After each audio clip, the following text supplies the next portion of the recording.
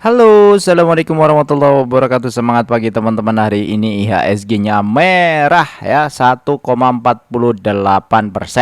Tapi closingnya masih di atas 6.405 gitu ya. Kalau dilihat ini masih di atas MA 20, masih di atas MA 50, tapi sudah di bawah MA 7-nya dia. Dan itu sebenarnya sudah pernah terjadi sebelum-sebelumnya ya. Berapa hari yang lalu nih, kira-kira tanggal 11 Agustus, IHSG juga turun 1,53%. Habis itu hijau, merah, hijau, tapi trennya masih tren naik ya, tren uptrend. Secara overall ini juga masih uptrend, agak jauhan di atas MA 50. Jadi secara jangka pendek masih bisa dikatakan ini uptrend. Harga emas masih di 4.600. Ini juga masih uptrend. Kemudian indeks dolar naik lagi. Aduh, ini ayo dong turun dong biar rupiahnya juga bisa turun di bawah 17.700 ya. Sekarang masih 17.700. Nah, ini harga minyak bagus ya di atas di 81. Ini bagus kok. Pokoknya kalau minyak turun, indeks dolar di XY-nya turun, rupiahnya juga menguat, paling tidak itu nafasnya ada. Cuma nanti kalau mau melemah terus-terusan sebenarnya buat eksportir sangat menguntungkan ya. Eksportir yang dolar itu sangat menguntungkan sebenarnya. Tapi karena kita itu banyak impor dan juga apa ya, hanya segelintir saja yang menikmati untuk ekspor. Impor itu kita pakai atau makan semuanya, kedelai kita makan semua, kemudian bawang gitu kita makan semua. Tapi kalau eksportir kan paling ya cuma yang pengusaha batu bara, cuma yang pengusaha sawit kayak gitu-gitu ya. Jadi baiknya itu diambil dari harga aja lah. Harga sawit mana ya, kita lihat. Palm oil. Nah, ini kemarin sempat tembus 5.000 ringgit per ton. Terus turun 4852. Ini trennya naik karena ada kekhawatiran produksi CPO itu terancam turun ya, 5 juta ton akibat El Nino. Nah, program B50 jadi sorotan ya. Karena ada panas ya. Ya cuma kayak gini-gini ini kan ya berita. Balik-balik ini berita. Tinggal kita lihat aja misalnya saham-saham yang terkait dengan kelapa sawit. Ini lagi trennya lagi naik. Kemudian TAPG juga sama ya. Trennya ini juga masih naik. LSIP trennya juga masih naik gitu. Narasinya itu ke arah sana. Tapi kita yang penting tidak terbawa narasi. Kita membeli berdasarkan fakta, berdasarkan hitungan kondisi harga wajar di masing-masing emiten. Itu yang paling fundamental, itu yang paling dekat dengan kita, yang bisa kita pegang. Kalau yang lain-lain, narasi-narasi yang lain itu hanya gimmick-gimmick saja. Terus ngomong-ngomong pekan depan, ya minggu depan itu ada efektif dari rebalancingnya MSCI di tanggal 1 September 2026. Jadi yang di rebalancing kali ini tuh saham Goto Cepin keluar dari kategori global standar. Ada 9 yang dikeluarkan, ada Arto, Buka, Esa, Film, Hill, KPIG, Ratu, SMGR, dan TCPI. Biasanya kalau udah efektif begini, hedge fund yang pegang saham sesuai dengan rekomendasi dari MSCI itu mengeksekusinya di tanggal itu ya, disiplin sesuai dengan kondisi yang ada. Saya nggak tahu apakah itu seluruhan atau seluruhnya, ataukah itu bagian dari strategi, sebagian saja dari mereka punya strategi trading atau punya strategi keluar masuk di sebuah saham. Ya kita patut selalu menduga dan waspada sebagai co-partner dalam tradingnya di pasar. Jadi selama trade itu adalah berpindahnya saham satu ke saham lain, dari orang pertama ke orang kedua atau orang yang satu ke orang yang lain, semua hal yang berkaitan dengan itu posisinya itu selalu netral. Netral dalam artian tidak punya tendensius apa-apa secara informasi sampai kita melabelin. Artinya apa? Kita sendiri yang melakukan labeling terhadap semua informasi. Termasuk yang kayak gini-gini. Berita keluar, kemungkinan nanti akan ada fear. Ketika ada fear, ada beberapa saham yang fundamentalnya bagus pun bisa jadi kebuang. Nah, ini juga jadi poin penting untuk kita mengambil ya peluang yang ada. Kalau misalnya nih ditebar fear, dia bagi dividen udah hampir pasti, misalnya ada satu saham 15% misalnya gitu setahun. Pas waktu dibuang haki, ya how low can you go kan gitu ya. Sampai berapa lama sih, sampai berapa bawah.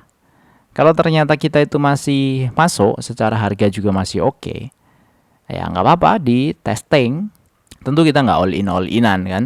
Selalu kita testing dulu kan, masuk tuh berapa persen dari porto, kemudian average down, kalau mau average down berapa persen dari porto, kemudian kalau average up ya average up berapa persen. Selalu mencoba untuk disiplin membagi itu supaya money manajemennya itu juga baik kan gitu.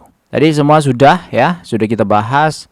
Emas sudah kita bahas, Bitcoin belum ya. Bitcoin juga, oh iya ini Bitcoin lagi di atas 78.000. Walaupun nggak ada hubungannya murni dengan kita, tapi kalau kondisinya seperti ini kan bisa jadi beberapa orang berpindah kan dari market yang saham ke marketnya Bitcoin, sehingga likuiditas juga menurun kan, ada kemungkinan juga seperti itu. Ada hubungan lah, tipis-tipis tapi hubungannya. Oh ya, ngomong-ngomong transaksi hari ini lumayan ya, 15,6 triliun. Jadi kalau lagi merah transaksinya, volumenya naik, ini sebenarnya agak perlu waspada. Kalau yang kemarin-kemarin kan merah, volumenya nggak terlalu signifikan gitu. Ya semoga aja tidak impact terlalu keras. Tapi kalau ada saham-saham bagus yang didiskon ya bolehlah kita cicip-cicip lah ya. Mumpung kesempatan kondisi yang seperti ini. Sebenarnya saya hari ini agak kehabisan ide gitu ya, mau bahas apa, karena kondisinya ya sisinya volatilitasnya juga tinggi. Isu yang terbaru yang bisa kita bahas juga nggak terlalu banyak. Kuartalan atau kuartal 3 juga belum pada rilis, semua masih di kuartal 2. Ya paling nungguin yang tambang-tambang yang kuartal 2 mau rilis, paling nungguin itu kan gitu. Terus besok saya ke Surabaya, buat teman-teman yang ada di Surabaya bolehlah info-info ya. Sehari saja saya flight pagi, kemudian sorenya langsung balik lagi ke sini. Nah, terakhir kita jawab pertanyaan aja kalau gitu. Udah gabut nih. Bang, bahas unik dan best. Unggul Indah Cahaya. Harga sekarang di 15.000, sudah tinggi. Kemudian potensi yield dividennya adalah 5,5%. Antara 5,5 sampai 9%. Range-nya ini lebar, kita cek dulu. Dia memang hasilnya kuartal 2 tinggi sekali dan memang range-nya lebar sekali.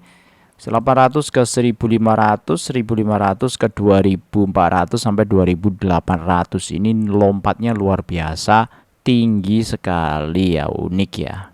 Kalau dari sisi financial, ini income statementnya kuartal 2 kemarin itu the best ya, paling tinggi. Jadi memang ini lagi tinggi-tingginya.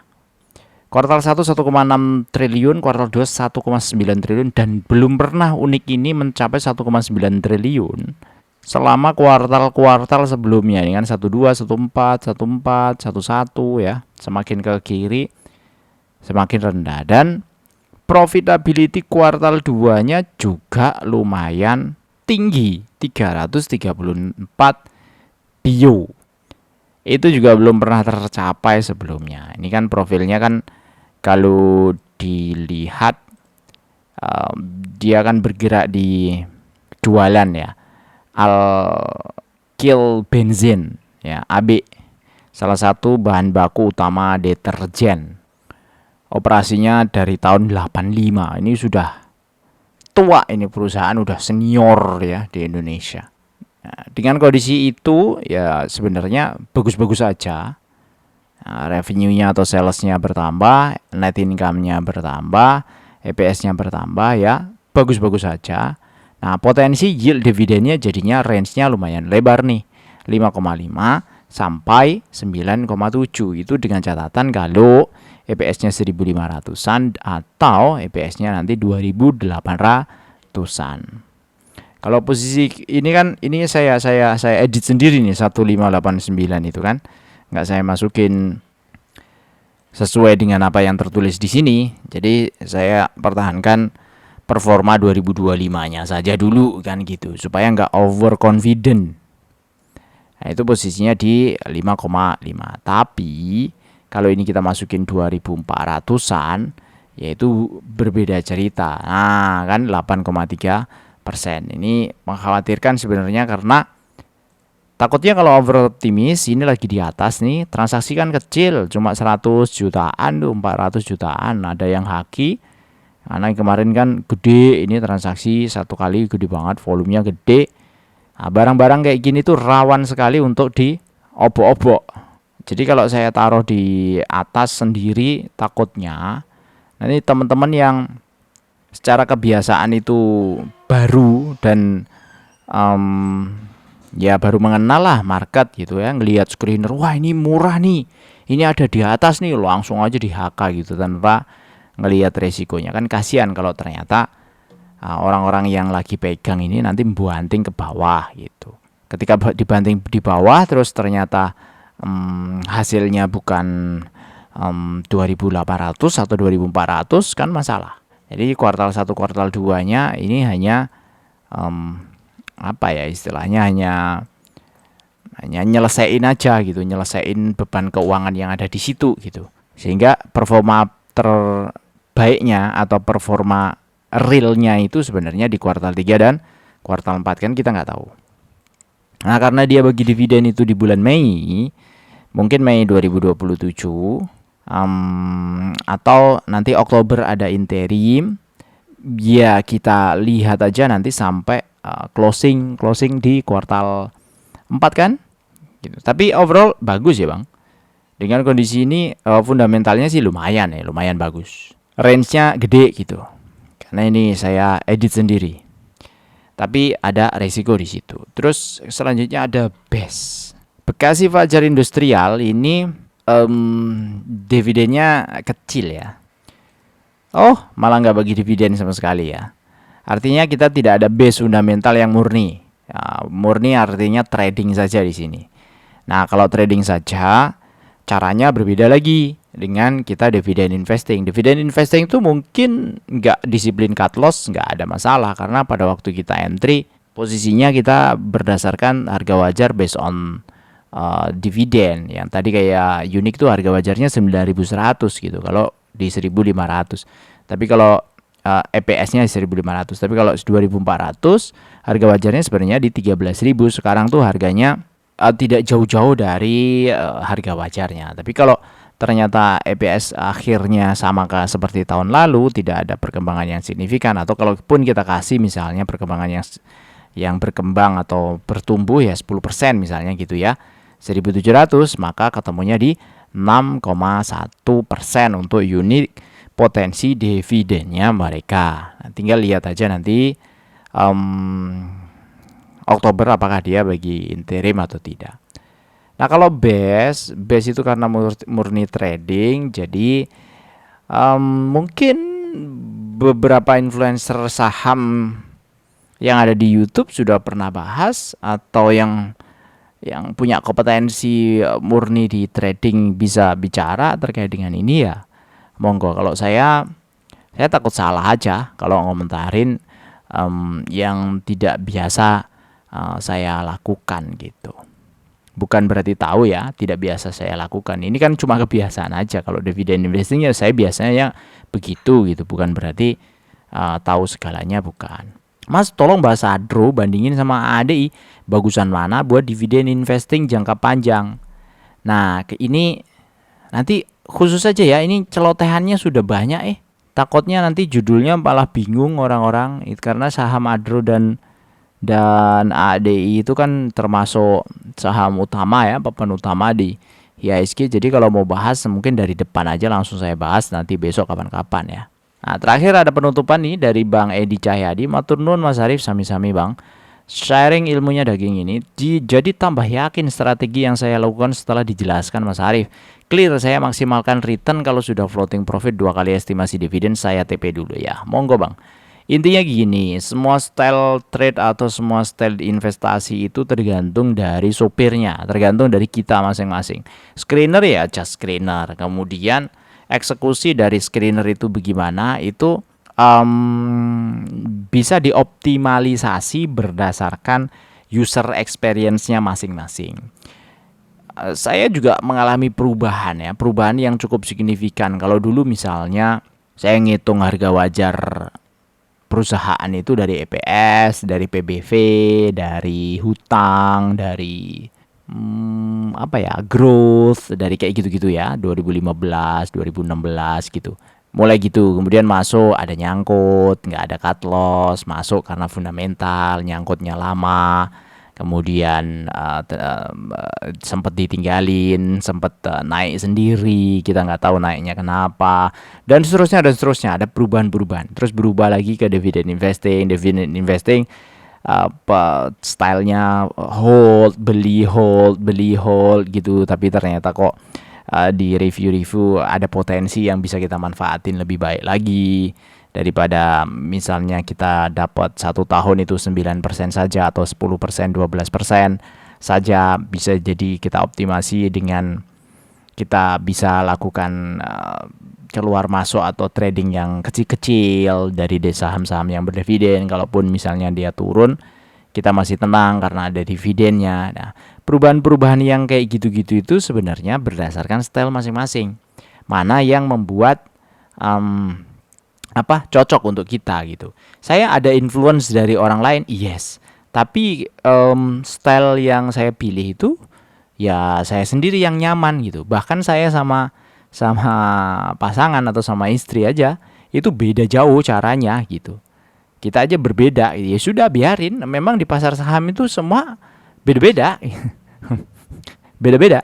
Cara menginterpretasinya itu beda-beda, dan selama kita itu nyaman dan selama kita itu bisa tidak bermasalah dengan cara kita, tidak melanggar aturan, tidak rugi ya, atau istilahnya tidak rungkat, kita cuan, ya ndak apa-apa, ndak ada masalah. Semua style itu diterima selama itu cocok untuk Anda, selama nyaman untuk kita pakai. Sekian dari saya, semoga bermanfaat. Assalamualaikum warahmatullahi wabarakatuh.